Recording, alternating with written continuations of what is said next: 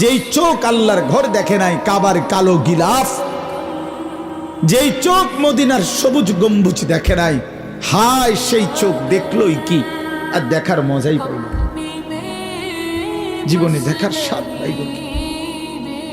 কালো গিলাফই দেখে নাই তো দেখলো কিসে? নিয়ত করেন ইনশাআল্লাহ মালিকের ঘর দেখবেন, বলেন ইনশাআল্লাহ। রাসূলুল্লাহর রওজার সামনে দাঁড়াবেন, বলেন ইনশাআল্লাহ। হ্যাঁ, নিয়ত করে দিল থেকে চাইতে হবে, দিল থেকে চাইতে হবে। আল্লাহ তৌফিক দেবে। আপনি চাইতে হবে, হক আদায় করে চাওয়ার মতো চাইতে হবে।